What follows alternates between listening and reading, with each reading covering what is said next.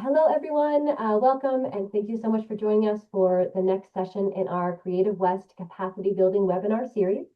My name is Sierra Scott. I am the grant specialist here at Creative West, and I will be facilitating today's webinar, which is Demystifying Grant Writing for Artists.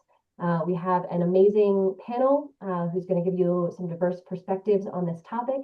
And we are also joined by two ASL interpreters today from Indigenous Ways. Before I introduce our co-facilitators and our panelists, I do want to mention that we will be sending everyone a recording of this webinar along with the presentation slides afterwards and a brief survey to get your feedback. I'll introduce next my co-facilitator, our Grants, Awards, and Programs Coordinator, Marcelina Ramirez. So I'll pass it over to Marcelina to start us off. Hey everybody, I'm going to go ahead and get us started with just a few logistics. First off, our Zoom norms for today's webinar. Please keep your microphone muted when not speaking. It's in the far left corner. You may rename yourself to your first and last name and your state or organization name if applicable. If you click on participants, hover over your name and click the more button to change. We have ASL interpreters here with us today, and live transcripts and closed captions are also turned on. You can view or hide them, change the size, as well as other functions by using the up arrow on live transcript, which is either in the middle of your screen or behind the more button with the 3 dots on the right side of your screen. There will be a Q&A at the end. To ask questions or make comments, please use the raise hand function. You may also write your questions in the chat at any time, and it will be answered during the Q&A. While we are giving the presentations, you may raise your hand, but we won't be answering anything, like I said, until the end. Click on reactions in the middle of your screen and choose raise hand, or click on chat in the middle of your screen to write your question or comment. Today's preamble. Creative West shares a fundamental and abiding commitment to equity, accessibility, inclusion, and belonging. We recognize and greatly appreciate the extraordinary contributions of our team and the impact we seek to have in our communities in the West and beyond. We understand that trust is built slowly with communities we wish to serve that have experienced generational betrayal and trauma. Our shared commitments provide a grounding for generating spaces of trust and safety within our team and in the communities we seek to serve through our work. We are dedicated to seeing these commitments reflected in our work over time consistently. Today's shared commitments. We value humility, learning from our mistakes, and asking questions to gain deeper understanding. We feel empowered to hold one another accountable, establish boundaries, and ask each other for help. We lean into discomfort by facing challenges and conflict with openness and grace. We stay present by listening actively, being mindful of body language, and participating to the fullest of our ability. We share from our own voice, our own experiences, and grow as a team through the inclusion of every individual voice. We prioritize accessibility and are mindful of our language and ensuring belonging for all. Now back to you, Sierra. Thanks so much, Lena. So we started this capacity building webinar series last year, and we are continuing that series into this year. This series is designed to provide a strategic, inclusive, and responsive learning series for individual artists, culture bearers, and arts organizations across the Creative West region and beyond. Grounded in feedback from our FY25 series, this dual stream approach intentionally separates webinars for individual artists and arts administrators, allowing each group to deepen their skills in areas most relevant to their practice or operations. Next slide.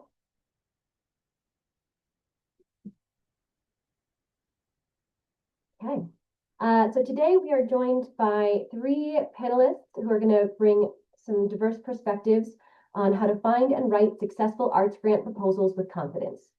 The goal of today's webinar is for artists to build confidence in proposal writing, budgeting, and funder fit. First, we will have Anika Tené, who is our own Director of Grants, Awards, and Programs. Anika is a cultural architect, arts leader, and community builder who designs funding and professional development programs that nourish artists, not just their work. As our Director of Grants, Awards, and Programs at Creative West, she has shaped the Creative West Artist Fund, Alumni Professional Development Fund, Cultural Sustainability Program, Native Arts and Heritage Fund, and the Pacific Jurisdictions Artist Fund, each built through care-based design and community co-creation. Anika's work is grounded in an interdisciplinary practice that weaves grant-making, anthropology, storytelling, and creative life. Her anthropological lens sharpens attention to power, place, ritual, and cultural meaning. Her work as a singer and storyteller attunes her to voice, pacing, and resonance, and her role as a grant maker translates these insights into systems, guidelines, timelines, and decisions that shape artists' lived realities. Next, we'll be joined by Sapira Cheuk, who is the Artist Services Program Specialist at the Nevada Arts Council, which she joined in 2022. There, her duties include providing professional support for artists throughout the state, as well as developing new initiatives. In addition to her role at the Nevada Arts Council, she also serves as an art commissioner for the City of Las Vegas and an occasional faculty at the University of Nevada, Las Vegas and the College of Southern Nevada. Previously, she served as a grant panelist for the National Endowment for the Arts and as an art editor for the Museum of Americana. Cheuk is a practicing artist and has exhibited in numerous exhibitions, including those at the Institute of Contemporary Art in Los Angeles, the Royal Society of Art in London, the Center for Contemporary Art Texas, and the Yellowstone Art Museum. She received her Bachelor of Fine Art degree at the University of California, Riverside, and Master in Fine Art from California State University, San Bernardino. And finally, our panel is rounded out by another member of our Creative West team, which is Raquel Vasquez. She is the senior manager for the CaFÉ, that's the Call for Entry project at Creative West, and is responsible for the overall administrative performance of the system, working to ensure that the project's effectiveness as a software service supports Creative West's mission to benefit the arts and creative industries. In this capacity, she plays an active role in program operations and software improvement and works closely with the business and technical operations team on design, specifications, testing, deployment, and marketing to ensure end user requirements and program success are a priority. Vasquez holds a bachelor's degree in fine arts from Metropolitan State University of Denver and a master's degree in library and information science from the University of Denver.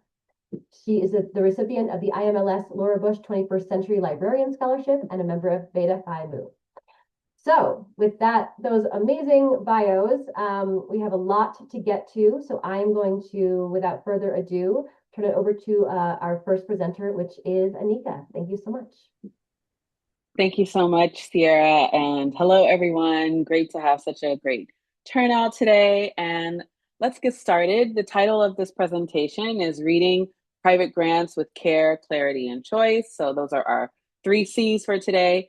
And another key word is reading. I think you're going to hear a lot from us today about reading guidelines, making sure that you understand the process. And so, and this session is for artists, emerging grant writers, and the funders who support them. And just in case there's other funders in the room. Next slide, please. Okay, so we're not going to answer these questions, but I want to have these on the screen, and you're going to get these slides. You're going to have them. So you don't need to write anything down, but we don't need to answer these right now, but these are questions that I would like you to carry with you as we go along. So how do funders think is an overall question that I want us to think about. And I want to kind of take the hood off or let you into our world a little bit, as it were. What are funders trying to support, not just fund? Why are some grants project-based and others unrestricted? What does a grant structure tell me before I apply? How do Creative West programs, as an example, reflect care-based funding values? And how can I apply for a grant without reshaping my work or myself? And so that is the lens that I'm coming with today. And before we change slides, I want to, again, just name even more deeply who this conversation has been designed for. So if you're early in your career, or if you're newer to writing grants, or you work as a grant maker, but this is a new space for you, or if you've ever wondered whether funding spaces were built with you in mind, then this conversation is really for you. I'm not here to tell you how to search for grants or how to submit applications. Raquel's going to do a great job about that, and Sapira is going to focus on public and state art funding. But what I want to do is help you understand how many private and nonprofit funders think, especially funders like Creative West, who are trying to move toward care-based or trust-based approaches. So these questions, again, aren't things you need to answer right now. They're more rhetorical questions, and I invite you to hold them as we go along. Next slide. Thank you. So values-based grant making is what I want to focus on. And one of the most important things to know, especially early on, is that many private and nonprofit funders are not trying to catch you doing something wrong. This is not a gotcha kind of moment. That is not why we create the applications and guidelines that we do. We're not trying to grade you. We're not trying to test you or to see how polished or professional you sound. What we're really trying to understand is whether your work aligns with what we're trying to support and whether this opportunity can support you well. And so I'm hopeful that the questions that we ask come from that vein and that you can have that in mind as you are considering submitting an application. So that means the question isn't, am I good enough? That's not the question. What it is this a good match for me right now? Is this application process a good match for me right now? So we want to put some of the power back into your hands. Next slide. So many applications are read by people outside of your discipline, of your community, often, and therefore outside of the organization that you may be applying for. That doesn't mean that your work needs to change, but it does mean that context matters. And it's good to know that your work may be being reviewed by someone outside of your discipline, right? And outside of your community. We do that to make sure that to eliminate a level of bias that tends to be present at all times, but we want to minimize bias as much as possible. So with that in mind, if you think, well, someone who's outside of my discipline may be reading my application, I always say to folks, imagine that a Martian has to understand your work, someone who's completely out of your context. So to that extreme, how can I make sure that that person understands who I am and what my work is about? So clarity helps funders understand you without guessing what you're all about. It helps reviewers advocate for your work in the room. That's an important part of our process, especially in a panel situation. There are times when reviewers, specific reviewers who have read your work, will advocate for your work to say this person should really go forward in this process. And clear does not mean that you have to be simple. It just means being understandable, being really clear about what it is that you want to do, right? Clarity is a form of care. Care for yourself and care for the process. Next slide. I want to talk a bit about project-based funding, and that is often where artists begin. And that makes sense because these grants aren't asking you to explain your entire life or your practice. They're asking about one piece of work at one point in time. And that may be where a given funder is at that point in the organization. We can fund a specific thing that we know can be accomplished in a given period of time. This is a 12-month project or a 6-month project or something like that. It is time bound. And so funders are asking, is this project clear? Is it the right size for the time frame that we have allotted for this fund? Can it be supported responsibly? So a strong project doesn't need to be so impressive. It just needs to be honest. And so that's something that's so important. Back to the previous point around clarity. If it's clear and if it's right sized, that you can actually complete the project within a given amount of time. If a reviewer looks at your proposal and says, this really sounds like it needs a good 2 years to get done, then it might not be the right project for this particular program. So I hope that kind of puts you at ease a little bit to say, I don't have to put everything in the kitchen sink into my proposal, but I can be very specific about a project that I want to do over the next 6 months.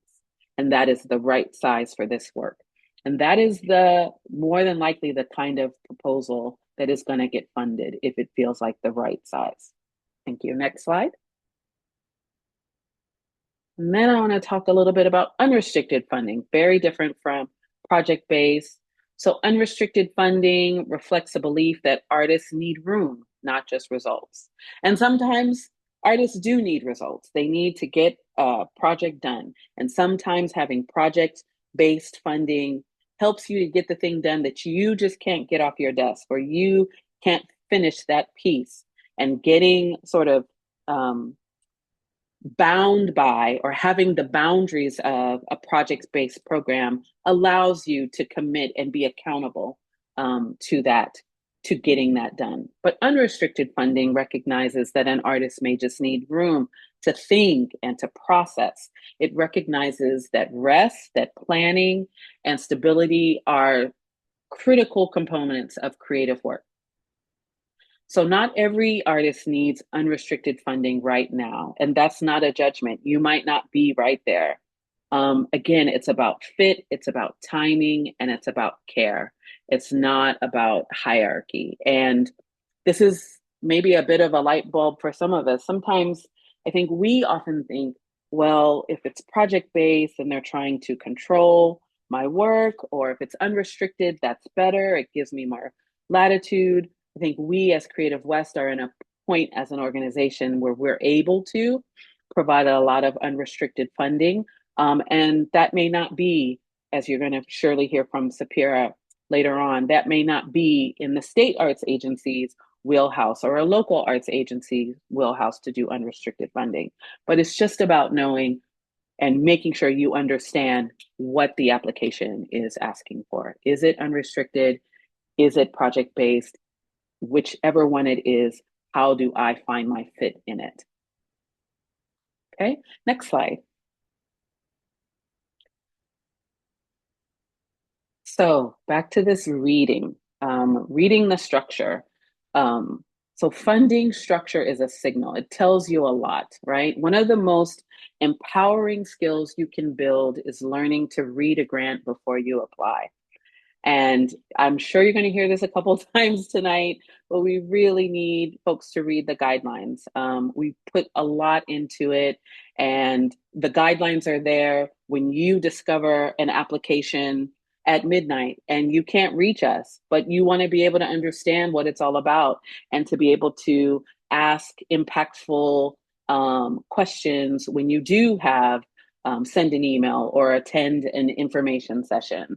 So when you read those guidelines before you apply, it's super, super helpful. Why? Because it helps you to know what is required, what's flexible, what is not, what feels supportive and what feels restrictive.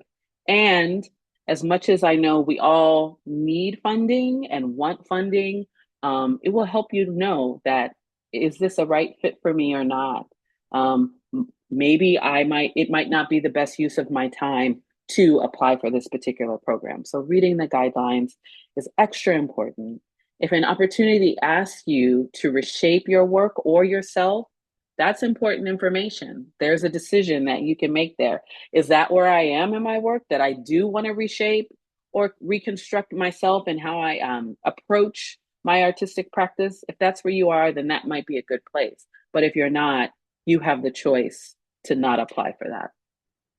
Okay, next slide.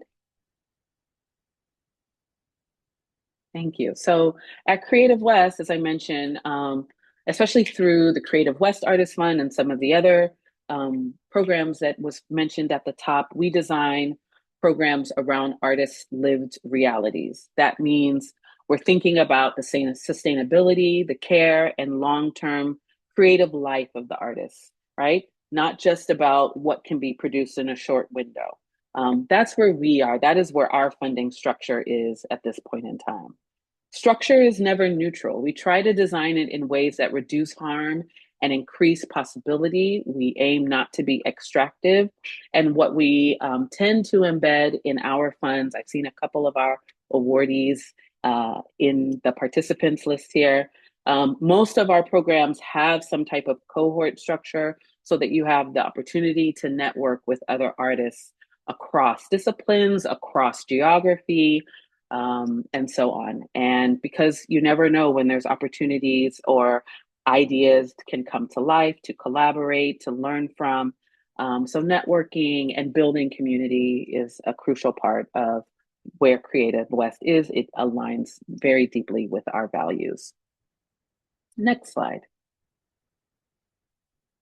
So I want to offer this checklist as a tool.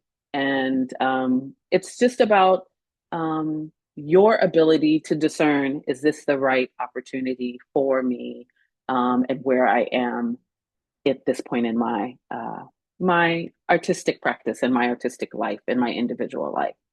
So before you apply, I'll just read through these quickly. Ask yourself, do I understand what this funder is trying to support? Does this opportunity meet me where I am right now?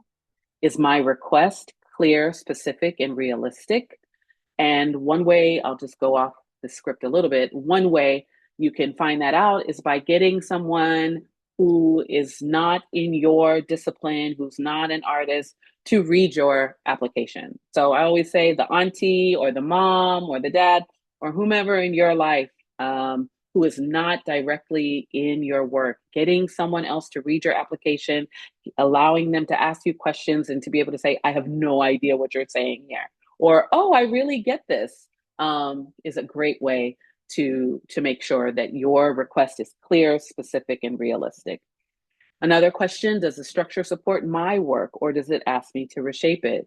If I don't apply, if I decide not to apply, do I understand why I've done that? Again, I want to get some power back into us as artists. Choosing not to apply can be an act of care of your time, your energy, and your practice. Clarity is progress, even when you don't submit. Next slide.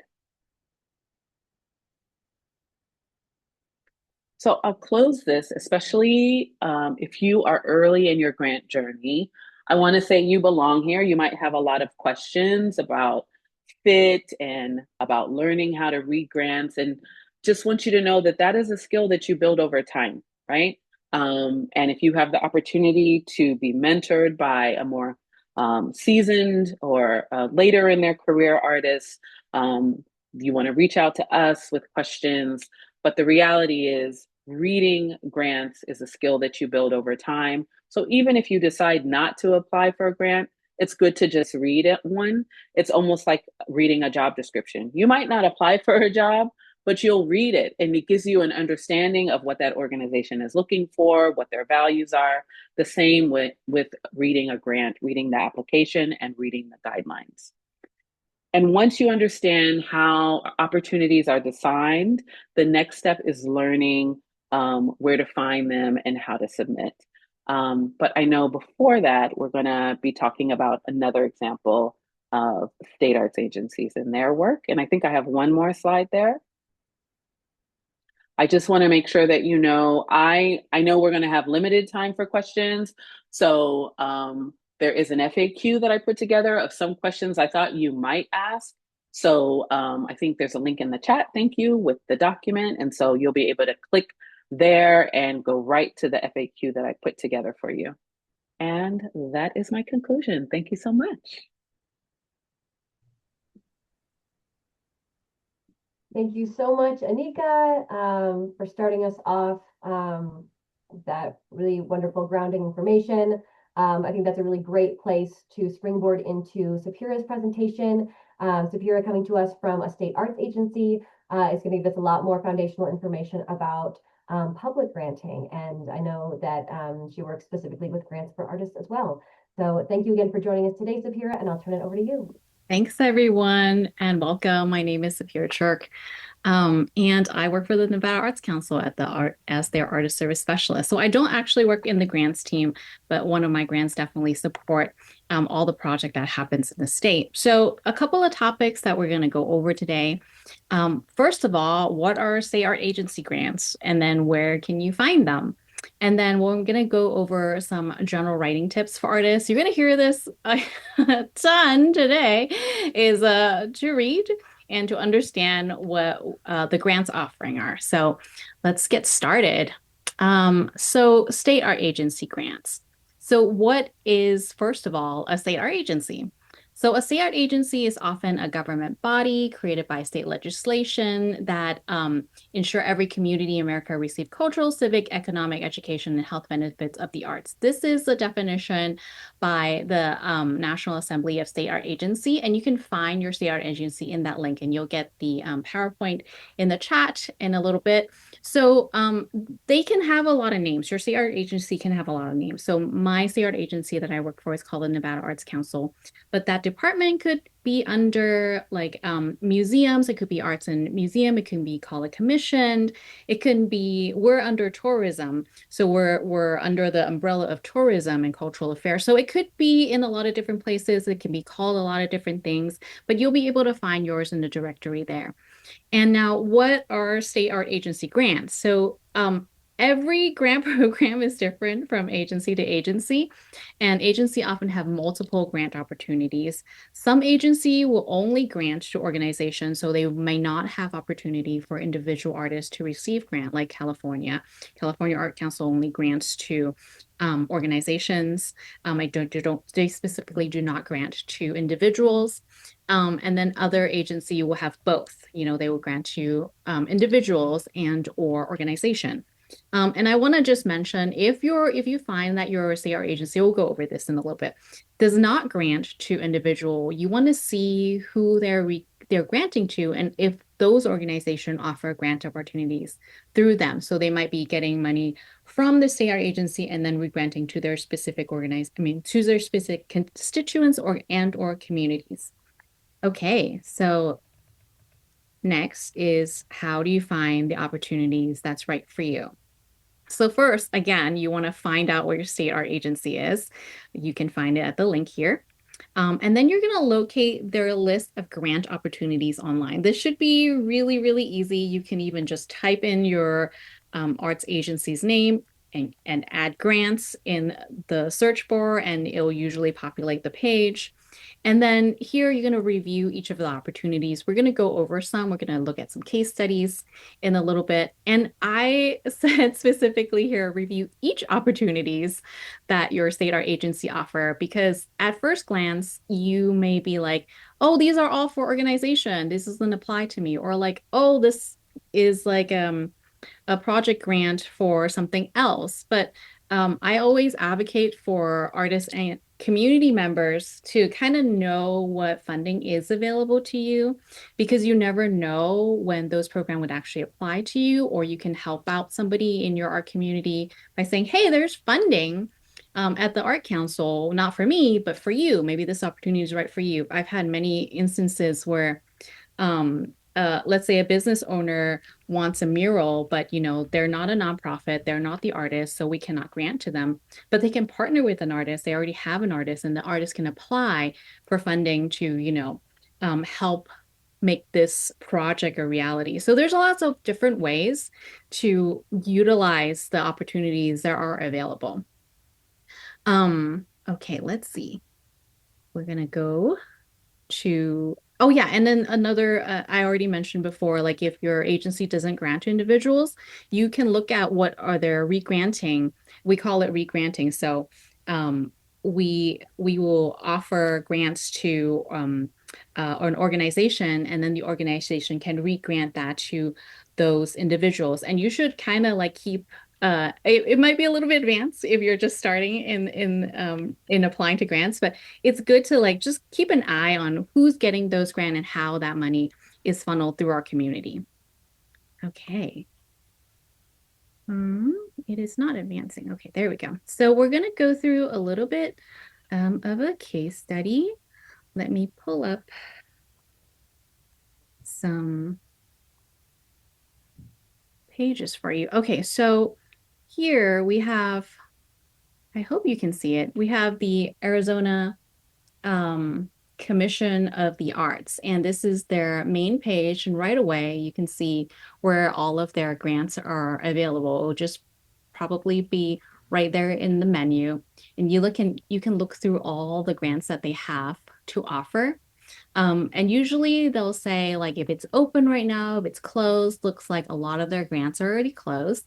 And I will definitely share a little bit more on like what cycle, you should start looking how to apply and things like that. So here's our Nevada Arts Council, and you can see right here in the menu, you can see our grant offerings. We're fully in FY27 now.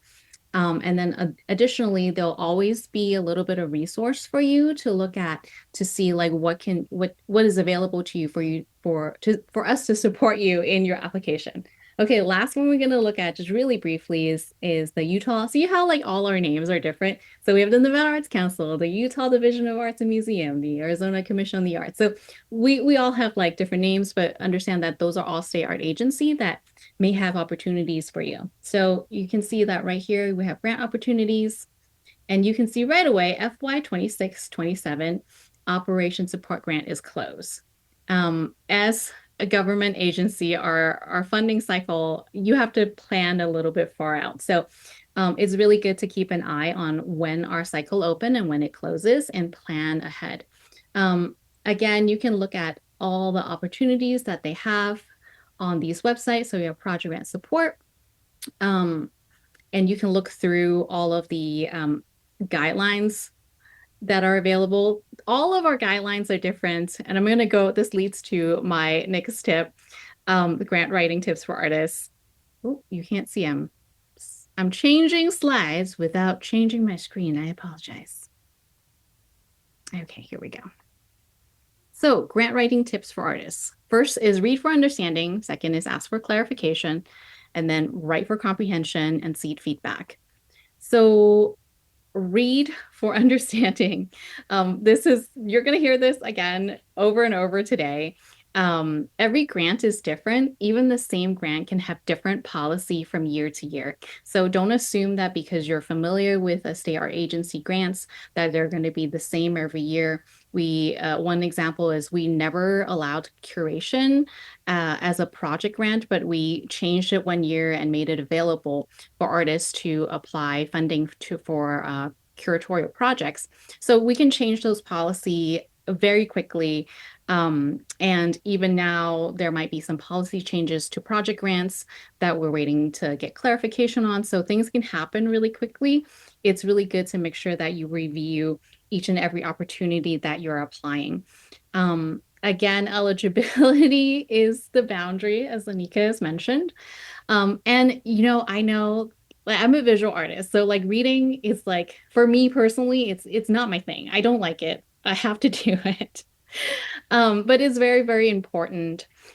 For example, we are not allowed, by the way, because state art agency is part of the government, there are often more restrictions on the way we can disperse and utilize our funding than a lot of other grants. So there's a little bit more rules, unfortunately, that we have to abide by when we appropriate the funding. So one of our restriction is that we can't pay for any food or beverage. So if you have a reception, we're not able to utilize the funding to pay for the reception. And if you include that, if you just didn't read it, you include that in the application, some funders might be like, that's an ineligible application, but it's $200 that you could have easily removed and substitute for framing, artist fees, what have you, that you don't want to miss something to make your application ineligible when it was something that you could have prevented. And if you're like me, you don't like to read, you should anyway, right? You can always attend the info session or watch the recording. Many agencies do offer info sessions and webinars and office hours to talk about the available opportunities, and we're here to answer questions. So it's really important to not only review the guidelines, but also attend the info session, because often there's a lot of tips that we talk about. We'll highlight specific issues that we're seeing year after year. So our artists are a little bit more aware of what to look out for. And it's a great way to connect with the people that serve you.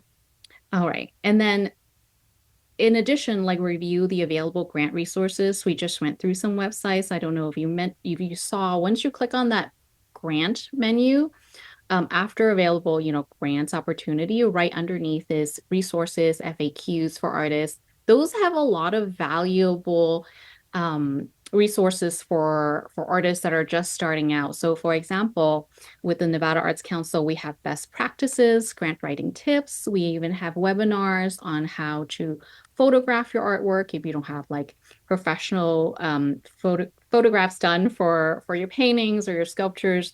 There's webinars that teach you how to capture really great images with just your cell phone. So those are really great resources that are already here available for you to utilize. So yeah, again, just make sure that you are reading and understanding the guidelines before you apply. So you can see here, so you don't waste your time. I don't want you to spend all that time applying for something that, may not be right for you, or that you miss something and you miss on the opportunity to compete for funding. And then ask for clarification, next tip. So you also don't waste your time. It could be just a very quick question that we can answer for you. And you can save a lot of time by applying to the right call and also providing us with the information that the panelist is also looking for. So, if there are any policy or guidelines that doesn't make sense to you, if you're not sure if it applies, especially if you're not sure, you should definitely ask. We can get back to you as soon as we can. And figure out if you're eligible, if your project fits into the guidelines of our policy, and if you need to adjust your project in case you really do want to apply for this opportunity. And then second is like, are there questions on the application you don't understand why it's required? It's a clear indicator that you might not know what kind of answer you should be providing the reviewer. So if you don't understand why we're asking for specific information, you should also ask, like, how is this information interpreted by the reviewer? Like, why is it required? You want to formulate the best answer for the reviewer. All right, so we would rather get a lot of silly questions than receive an incorrect or ineligible application. Again, with like the food and drink example, just ask, it's okay. Especially with state art agency and other government grants, like we're civic servant and we're here to serve you. So please don't hesitate to call. We love answering your question. We much rather get that question beforehand than having to reject your application because of something that is ineligible or not acceptable. Okay, next slide. Right for comprehension. So for state art agency grants, specifically mine, reviewers may have a very, very large workload. And as mentioned before, they may not have the specific discipline expertise to really grasp discipline-specific language. So you want to make sure that you're writing for an audience that may not know your practice or your art form well. They can understand what you're still able to understand what you're trying to do. So of course, great to ask somebody that's not familiar with your craft or practice for guidance. And I would also say that, especially for our grants, a reviewer might be looking at 100 application in less than 2 months. So that's a lot of workload, and still having to parse out difficult language might really not be the best way to write your grant. You want to be specific, of course, but don't assume, again, that they understand if you are using discipline-specific language. And this is just me. I'm actually sure this is also for a lot of grant reviewers. We love bullet points. Like, oh, you can tell us, you can answer the question in bullet points. This is not, I don't want you to take it as like, this is going to get me the grant. But I personally love bullet points because it's really clear and it answers the questions for me. I'm not reading a lot of fancy art languages to get what you're trying to do in this project. So me specifically, I really like bullet points, but be specific and clear in your narrative is really helpful. You want to tell a compelling story, but don't make claims that you can't support. So especially when it comes to project impact, like please be realistic in the way and to tell us how this will help your craft. I've read applications where like, this solo show is gonna allow me to launch my art career so I can quit my day job. And I'm like, just one show? I'm really happy that that is gonna happen. But I will have a lot more questions when the claim that is made doesn't seem to support what is being written or the project itself. Of course, make sure that you proofread. And just a note on AI, it's great for editing your work, but make sure that the agency that you're applying for accept AI generated content and edits or response. Some agency will have a hard no. You can't even use Grammarly to correct the grammar or writing in the application. So make sure that you're able to submit AI edited or generated response before you use it. I don't want you to have an ineligible application because you didn't know the rules. All right, I know I'm running out of time. I apologize. And just to note, this is my personal thoughts when I review a lot of application that may or may not have AI generated response. This is also from my experience as an adjunct faculty. The answers start to look very, very similar. It's very generic language. The formatting is the same. And I don't have any issue with AI submitted stuff, but then I kind of question like how genuine is the applicant to execute these plans when it's very generic, and I'm not sure how much their personal thoughts have been put into the prompt. So I just have a little bit more question. So just keep that in mind if that is something that you plan to use. Okay.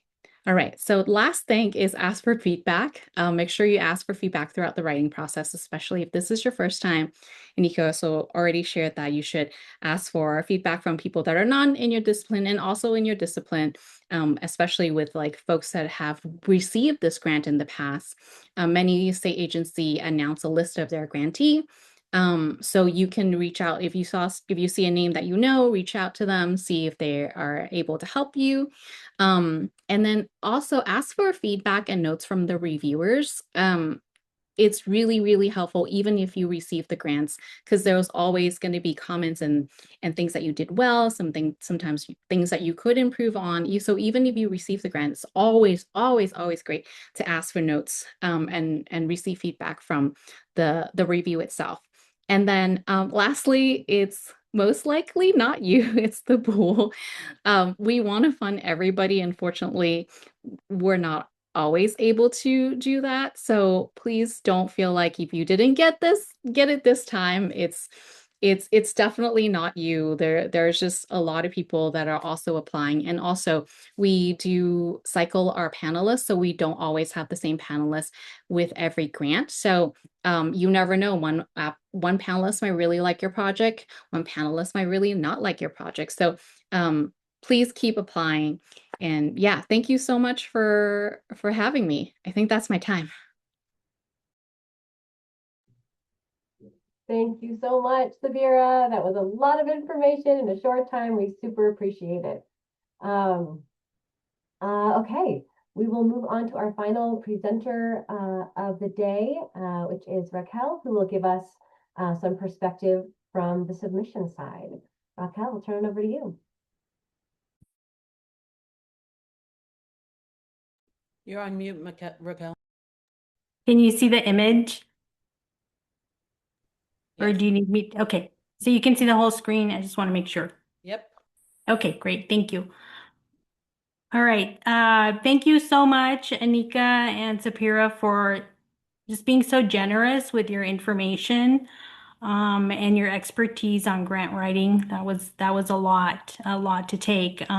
So this first image that you're seeing here, my presentation is just going to sort of round out the webinar with a host of best practices, the nuts and bolts, the logistics, not the essence that Sapira and Anika talked about earlier. So this will be the more practical nuts and bolts. And I hope that the information that I will provide will help you move forward more comfortably when you take the step to apply for funding, whether it's for grants, residencies, fellowships, or a general call for entries. So the first slide here shows a person sitting at a desk filled with art supplies, a laptop, coffee mug, a ticking clock in the background, and a grant application appearing stressed, probably because that grant application is upside down. This is not a situation that you want to find yourself in, and I hope the following information will help you navigate the online and email submission processes a little bit more confidently so you can have a good experience submitting to what could be life-changing opportunities. Oops, sorry. All right, so before you click submit, a grant writing checklist for artists. The aim of is to, reduce stress. You don't want to start your application without reading the guidelines. We have to stress how much you need to read the guidelines, read the structure, because as you can't just jump right into it without knowing what will be required of you. You don't put together an IKEA furniture without reading the instructions. If you don't follow the instructions, it's going to fall apart. This is the same thing. So we'll go through and cover the core material that you probably already have if you've applied to other types of opportunities. You want to have these at the ready to go so that when that opportunity does come up, you have the material that you need to supply. So the core application materials about who you are, these will be the documents that you want to have ready even before you apply to anything. So almost all individual grants, residencies, fellowships, and calls for artists request some or all of these items. So the following material should be drafted in a Word editor, a Word document, and the main copies saved so you can create different versions appropriate to the opportunity. So at the ready, you want to have a full-length artist statement. You want to have a short artist statement. And if you have found an opportunity for a project proposal, then you'll want to have a short project statement. The full-length statement can be used to generate the short artist statement, and then the project statement will be specific to the project. These are just things that you want to have ready to go. The professional bio is also another document that you want to have ready to go. Bio should be drafted in a Word editor and the main copy saved so that you can create different versions appropriate to the opportunity. For the professional bio, you want at least 3 versions, a micro, a short bio, and a long bio. From the long bio, you can create the short and micro bios. So going back to the format of this information, how you write it, whether it's in third person or first person format, will it depend on whether there's instructions or direction given in the grant. Some funders will specify. If you're not sure, I think a third person format is safe. Keep in mind that some funders may want shorter statements or they will specify length, so it's a good practice to have multiple versions of that information. If you choose to use an AI tool for writing, just be sure to use them to edit or improve the wording of answers that you have thought through and written yourself. It's a personal choice, but these tools can be used strategically. So going back to what Sapira mentioned, make sure that you read the instructions in the event that they do specify how AI can or cannot be used. But if you do, it's going to just supplement what you've already written out yourself. For the resume, you'll want to have a general 1 to 3 page resume. If you have academic research and teaching experience, you'll want to include in your CV all the relevant teaching, creative, and service activities. Same here, you'll want your main files to be a Word document so that you can create different versions from there as needed.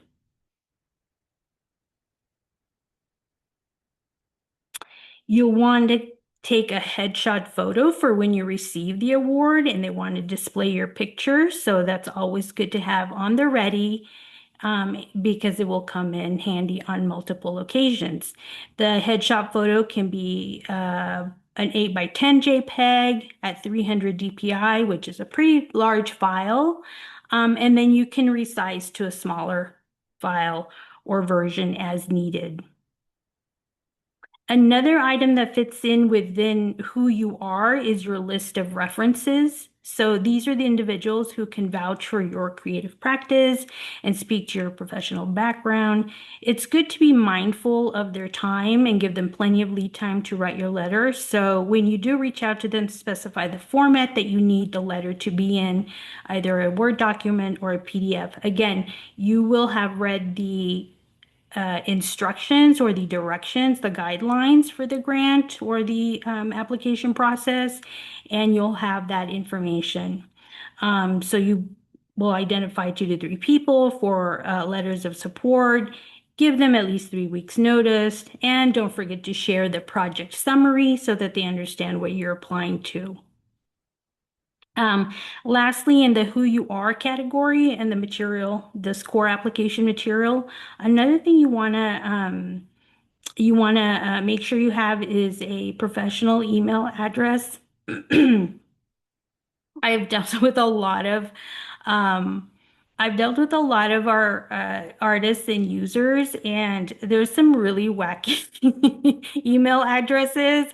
And I just recommend that if you're applying to a professional grant application or residency, just have maybe a secondary professional email address that you use for your communications and your material, so that your material doesn't end up getting flagged or quarantined in spam. So not every grant application is submitted through an online system. Many of them are still emailed directly to the organization. So just make sure you have a professional sounding email address.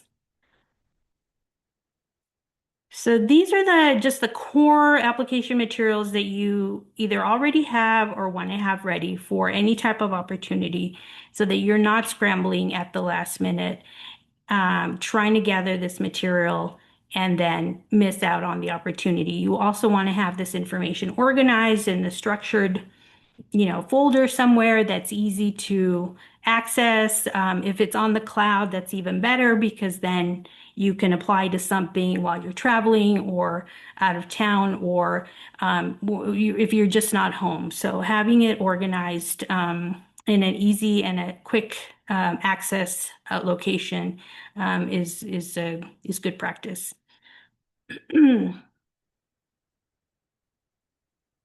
The next set of documents that you'll want to have together is what the work that you've done. So this will be your work samples and your documentation.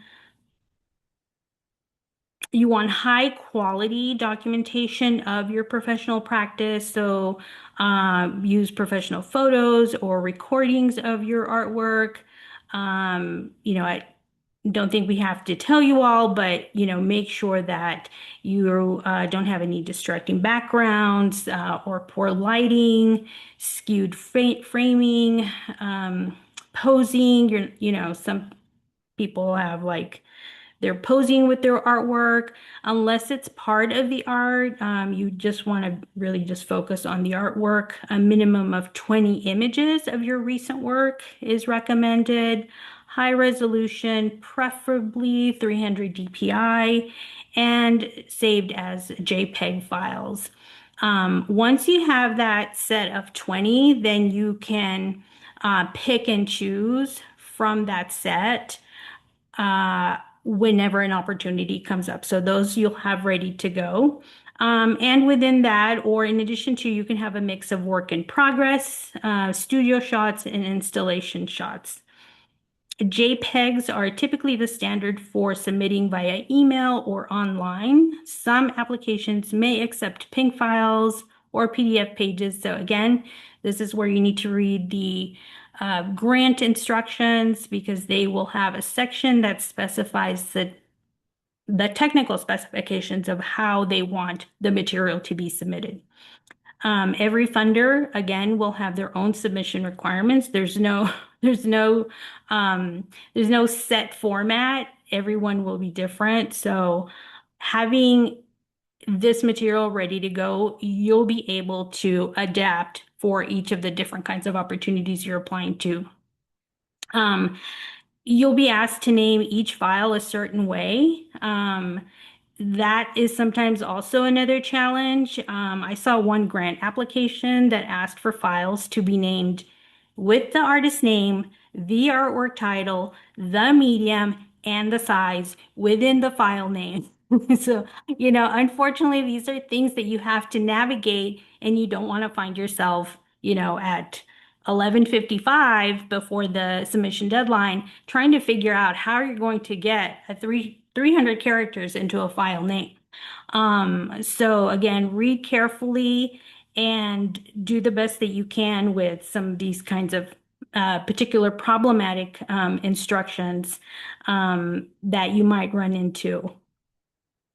And again, if you're applying late at night and there's no one to get a hold of, you have to sort of figure out the situation on your own. For artists that work in like choreographers, composers, film artists, you'll want to have good files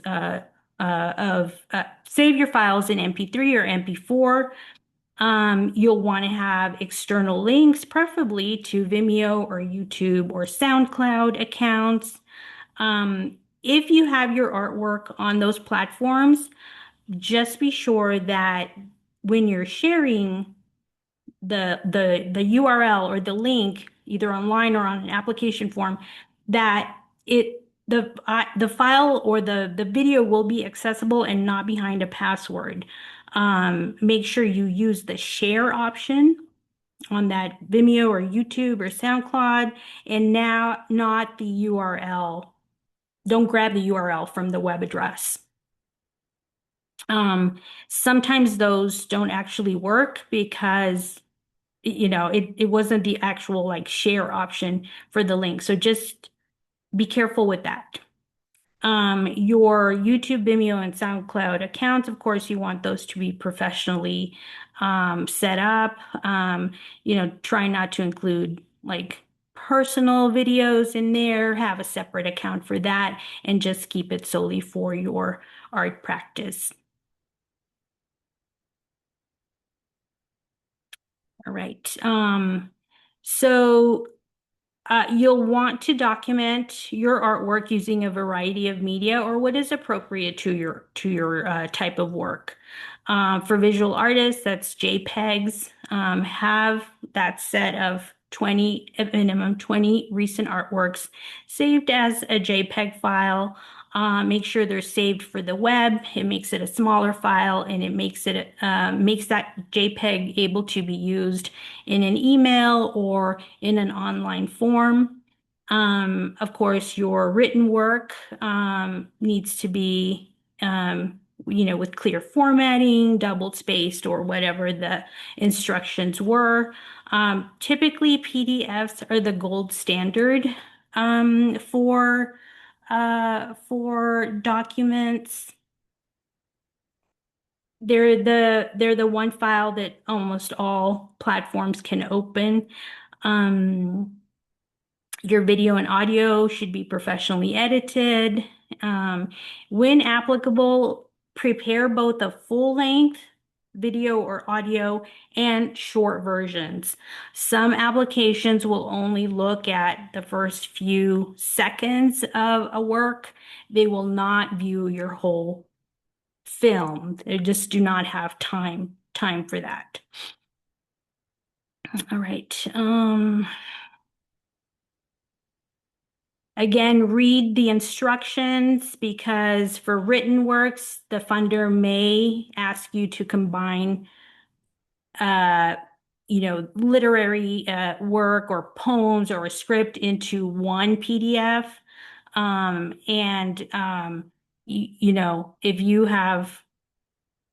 If you're thinking about submitting 4 different pieces and 4 different PDFs, you're already missing the instructions. So read carefully. Many of them do require just one PDF, but every submission is going to be different. Pay attention to your document file sizes, because you may need to reduce the file size if it's too big to upload to the platform that you're using to submit, or in email. So you'll have to, again, look at the instructions and see what the maximum file sizes that they're allowing, and be prepared to reduce the file by removing graphics or any images that might be embedded in the file. For visual artists, you'll want to have an inventory list that corresponds with the artwork images. This is typically a Word document or a PDF, and it includes the title, the medium, the date, the dimensions of the artwork, the year as well, and maybe a 1 to 2 sentence description or statement about the technique. Some people like to put a little thumbnail image next to the inventory list, and that's totally fine. But again, make sure that it stays within the file size limit.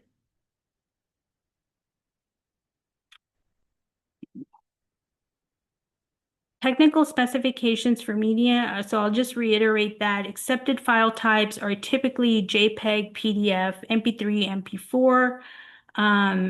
And make sure you verify the file size limits. For example, the funder might be only accepting PDF documents no greater than 5 megabytes, or JPEG files no greater than 5 megabytes. So make sure you read the guidelines and the instructions and understand what those file sizes mean before you just go and select any file to add to the attachment and then realize it's too big or it's not going to work.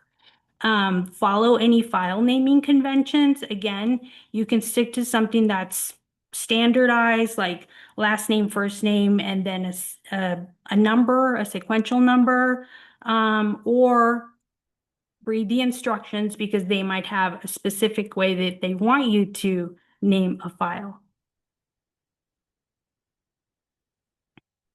If nothing else, have one main document of each of the things and keep it in an easy to locate folder.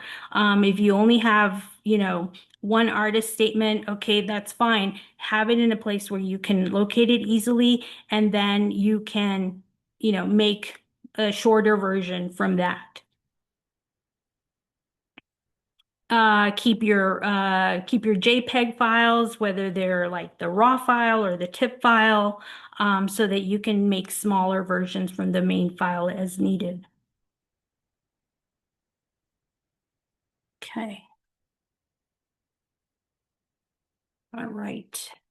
So this next item is about what you want to do. So these will be the technical requirements and material that can be drafted specific to the proposal rather than ahead of time. So this is not something that you can write and then save and then try to use when the time comes. I think that you will be writing these things or drafting these things as the projects come up. So it can be drafted specific to the proposal rather than ahead of time. And that's okay. This is the heart of your proposal. So this is where you want to focus. You don't want to start with the artist statement and then move through the requirements. You want to be able to just kind of start where the heart of the proposal is. So again, you have to read the instructions, the directions, the requirements, because it will tell you how you will be submitting all of this material. There is not a consistent way that, funders collect this information. Some of them still want this material to be emailed. Some of them have an online form. Some of them use an online system like CaFÉ or Go Smart grant management system. So you want to ensure that your response fits within the submission format. And what I mean by that is if you're applying online and you drafted your project description and saved it as a PDF, and then you go online and it's a text box form, it's not even an upload. So that PDF that you just saved with your project proposal, it's not going to be uploaded because there is no upload button. It's a text box, so you have to put your text into the box. So again, reading before will help you understand what format to prepare your material in. In some cases, you'll be asked to upload documents like a PDF or a Word doc or an XLS file, or you'll be asked to enter text directly into an online form. If you're using an online form, you want to make sure that you understand if the online form has limits based on characters and not words. So you'll want to, again, in the instructions, it'll tell you how long or how long they expect that written statement to be. So, if you based it on characters, but the online form is words, you're going to have to go back and make some adjustments. So, draft under the maximum to allow some room for formatting changes. That's a way to go. Another way to go is to paste early into the text box to confirm that it displays correctly and it doesn't get cut off. Those are the things that could happen if it's too long. And then a few things to avoid when writing the project description or any online answers is to avoid any custom fonts and graphic elements. Most of those text boxes will not preserve your rich formatted documents. So if you use a custom, or a fancy font, while you were drafting it, once you copy and paste that into a text box online, it may not transfer over. So pay special attention to any special characters, such as ampersands, asterisks, plus signs, slashes, decorative bullets, such as emojis, @ symbols, or custom graphics. To be safe, turn your writing into a plain text format. It's the easiest to paste online. It's the least problematic, and you won't run into those problems where things are cutting off or the line spacing or the returns are not, they're not aligning properly. Again, be mindful of the file upload requirements. Confirm what files are accepted. Check the file limits before uploading. The wrong file size will derail your progress and motivation. You've worked on everything, you got everything ready, and then you go to upload and, something's too big or it's not the right format. That's just it's really frustrating when you get to that point. So you don't want to be in that situation. Also, you want to export any files from design or spreadsheet software into approved formats. And what I mean by that is, let's say you're working on Apple's Pages. That's the software for Apple, and you export that as Pages. Not everyone has Pages to open your file. So you use a more universal file type, go to export it as a PDF. Then you'll ensure that your file can be opened and you don't have to, go back and fix that. And sometimes you won't even have a chance to fix it if you submit it that way. Lastly, save your budget document also in a universally accessible file type. Some funders will provide their own budget sheets. Use that one. If one is not provided, stick to CSV or XLS file type. Again, use formats compatible with the platform. Review any exported files to ensure your formulas, layout, and totals display correctly. Detailed budgets are best, but create a simplified version and use the appropriate one per the application instructions. So again, those are the nuts and bolts and things that could easily derail your application if it's not the right format, if it's too big of a file size or not the right file size, or there's some password protected, requirement or restriction on your link. Raquel, I'm so sorry to interrupt. Just want to give you a heads up. We've got just a couple more minutes before we're going to jump into the Q&A. So head it back to you. Okay, thank you. Just a tip here, save everything in a Word document. Don't type directly into a form without having a backup. That'll save you a lot of time. A lot of questions can be repurposed for your other grants. So having those ready to go in a Word document so that you can go pull them out when needed, it will save you a lot of time. Some common mistakes to avoid. Assuming deadlines adjust to your timeline, to your time zone. Check the time zone carefully. If you're emailing or submitting through an online platform, check that the deadline is, that you can meet the deadline within the time zone of the system. Typing long responses directly into the application without a backup, ignoring character limits, assuming that they equal word counts. That's a big one. Pasting formatted text and expecting it to display correctly. Uploading unsupported file type sizes or file names, expecting errors or technical issues to extend the deadlines on your behalf, assuming that support teams can edit or fix submissions after the fact, submitting late or leaving required fields incomplete. So avoid those mistakes and you will avoid headaches and submit a better grant application. Okay, wrapping it up, I've put together an artist application toolkit with everything I talked about today and a few things that we didn't have time to cover. So you're welcome to copy and use anything that's helpful in the link that will be shared with you. Inside the folder is a grant writing checklist for artists. So again, things to check out for and go through the list. Free online tools for artists. You don't have to pay to edit PDFs or edit images. There's a whole list of tools in there for you.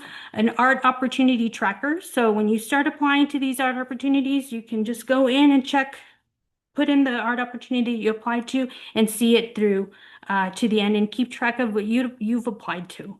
And then finding art opportunities, listings, and search tips. So in the finding art opportunities, after this session, after this webinar, you will have a list of over 200 art opportunities that you can apply to, grants, fellowships, artist residencies, things like that, and an extra search tips on how to search for art opportunities on Google, on social media, and get results. Thank you. Thank you so much, Raquel. The artist toolkit that you linked there is really fantastic. Thank you so much for that. And all of these materials, plus the slides, plus the recording, plus our brief survey is all going to be emailed to you all later this week or early next week. So please keep an eye out for that. We've got just a few more minutes here, so I want to allot just a couple minutes to do some Q&A. There were some questions asked in the chat. And Anika, thank you so much. It looks like you've been answering some of those. So if you have any other questions or if anyone wanted more detail, please feel free to raise your hand. Otherwise, you can raise hand to ask a question verbally or throw any other questions in the chat.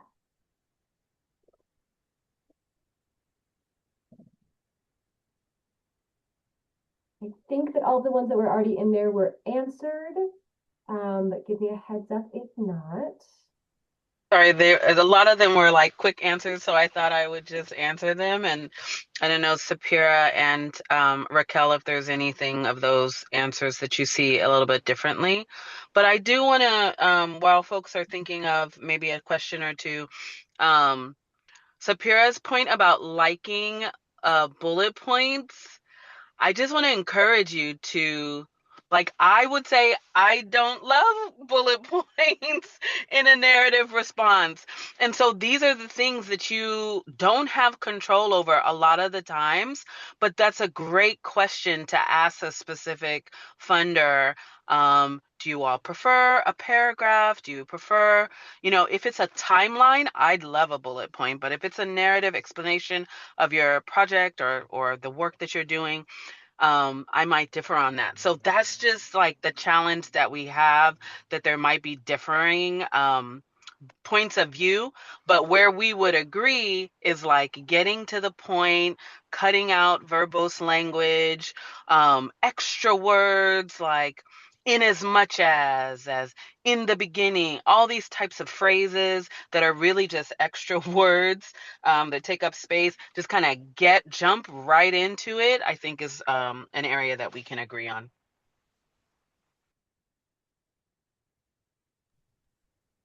Great, thank you. And feel free, Sapira, Raquel, to jump in anytime. Actually, Sapira, I'm going to go ahead and spotlight you because I think we are not seeing you up here. Oh, there you are. Great. I actually didn't have time to share just the last little bit of best practices for state art agencies. So I just want to mention some of these.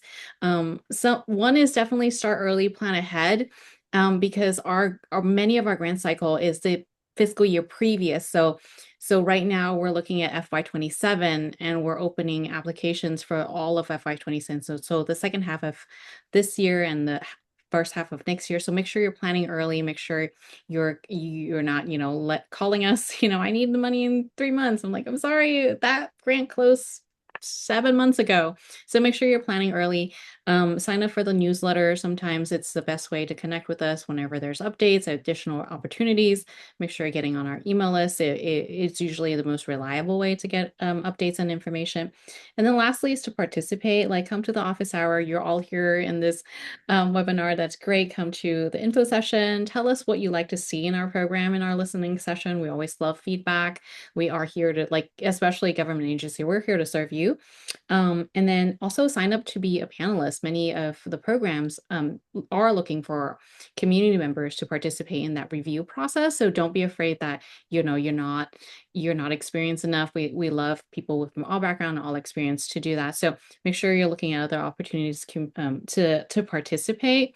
And then lastly, I forgot to mention to write to the reviewed reviewed requirements. No, sorry.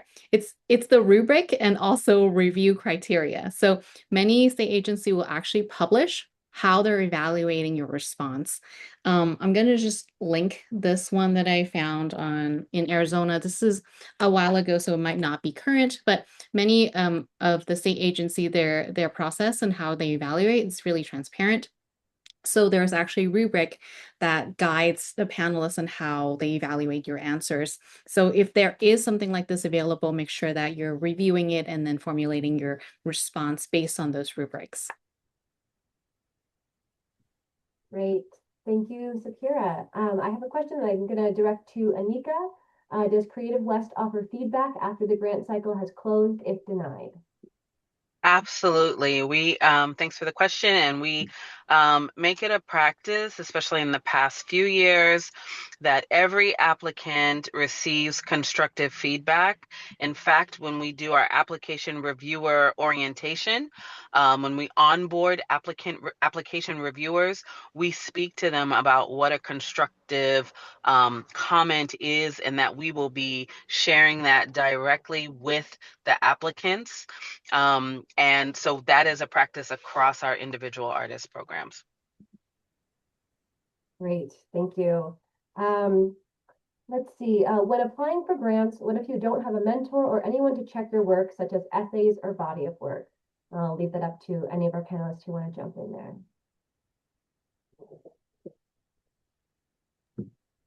Yeah, this is a great question. How do you build your artist network, right? So, of course, it'll be great if you start looking for folks. Some ways that I ask artists to connect outside of their circle is showing up to meetups, or if you're a photographer, is there a photography meetup that you can start attending and building your network that way? It's really important for us to have folks that we can ask feedback from and artists that are in the same practice. Maybe they're not in your area, you can reach out. Or very early in my career, I would rely on my professors. Are there professors that you've taken classes with or just teachers that may be able to help you with reviewing your material? You can even ask for me personally, for my job, I have artists reach out hey, can you review my work? I cannot personally give you feedback because I'm part of the review process, but I can help direct you to local groups that you can participate in. For example, there's writers group, there's artist guild that you can start participating in, and then ask for feedback through those groups. So that is one way. And then also when I mentioned earlier, best practices is to participate. A side benefit of participating in some of our program is you already have people that are interested in the arts, and you start making connections. It could just be a Facebook group that you join, and building your artist network is really, really key to supporting each other in our growth. So that would be one of my suggestion.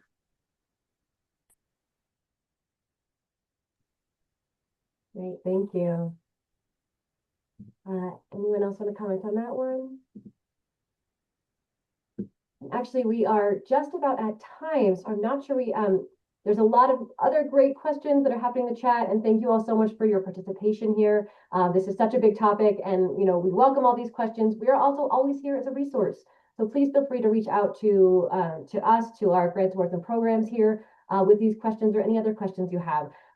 That's why we'd like to have these, so we can be a touch point for you, so you know who we are, and you can find all of our contact information on our website, or you can reach all of our team directly at grants@wearecreativewest.org.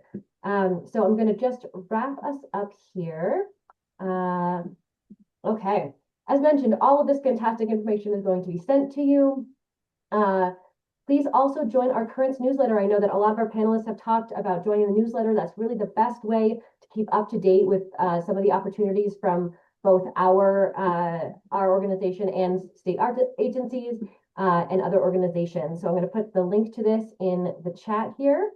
Our currents newsletter, I do want to give an extra shout out to. So it does have information on opportunities and grants, both our in-house opportunities and also some opportunities from other funders across the country. But we also share really great stories from our grantees, so you can be inspired and impacted by what other folks are doing in our region. So please sign up for that if you have not already. Next slide, please. We have up next, we talked about in the beginning of this workshop that we have two different streams of these. So our next capacity building webinar is for organizations. Of course, everyone is welcome to attend.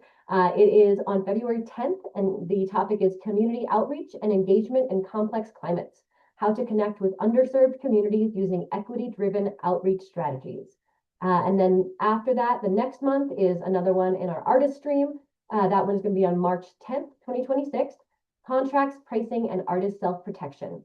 Understand your rights, rate your work, and advocate for yourself in any creative setting, which I think is probably a really great companion piece to this workshop on grants and opportunities. So please take a look at that.